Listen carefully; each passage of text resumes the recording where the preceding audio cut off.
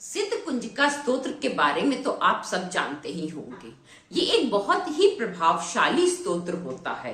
इसको पाठ करने का सही समय क्या होता है, आज की वीडियो में हम यही जानेंगे। कौन कौन से समय इसका पाठ करना चाहिए और इसकी महत्वता क्या है, आज की वीडियो में हम यही जानेंगे। नमस्कार दोस्तों, मैं अंजलि सक्सेना एक बार पुनः स्वागत करती हूँ आपका एक नई वीडियो में। आज का विषय है सिद्ध कुंजिका स्तोत्र। सिद्ध कुंजिका स्तोत्र कहाँ से लिया गया है?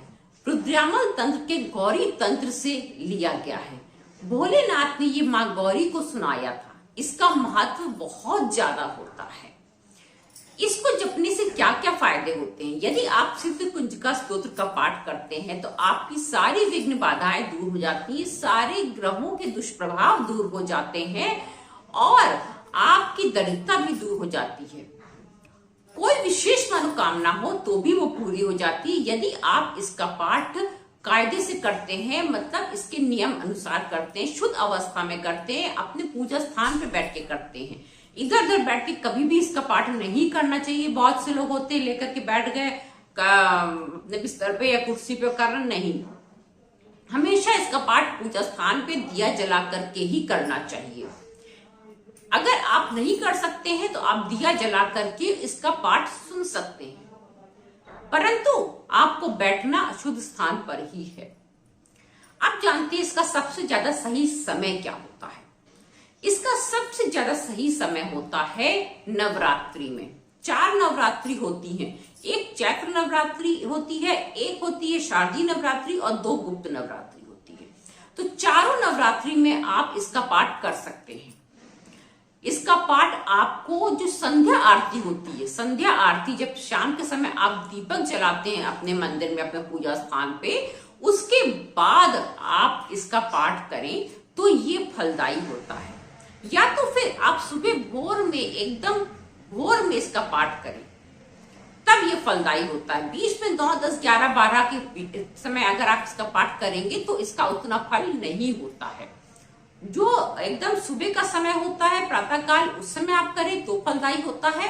और यदि आप इसका पाठ संध्या काल में आरती के बाद करते तो ये बहुत फलदायी होता है। एक समय और ऐसा होता है जिस समय इसका पाठ समझ लीजिए आपको 100% फल देता है, इसमें कोई शक हो ही नहीं सकता है। वो समय कौन सा होता है? वो समय होता है जब संधि काल का समय। कौन सी संधि काल? संधि काल होता क्या है पहले ये जान लीजिए। संधि मतलब होता है कि 2 चीजों के मिलन का समय, संधि होना, मिल जाना। तो ये 2 स्थितियों के मिलन का समय जो होता है वो संधि काल में ये बहुत प्रभावशाली होती है। वो भी कौन सी तिथियां? अष्टमी और नवमी। अष्टमी और नवमी तिथियां जो होती हैं वो भी नवरात्रि की अष्टमी और नवमी तिथियां।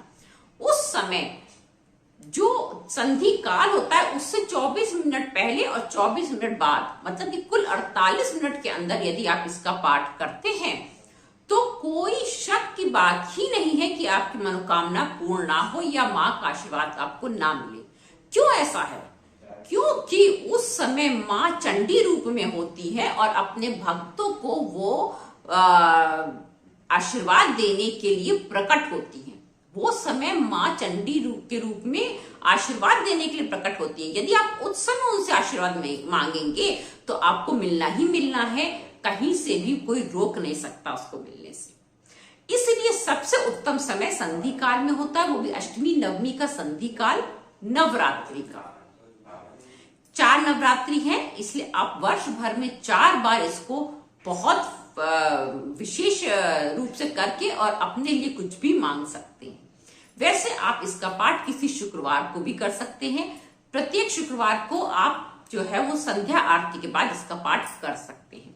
परंतु सबसे ज्यादा विशेष लाभ नवरात्रि में होता है और उससे भी ज्यादा विशेष लाभ होता है अष्टमी और नवमी तिथि के संधि काल में।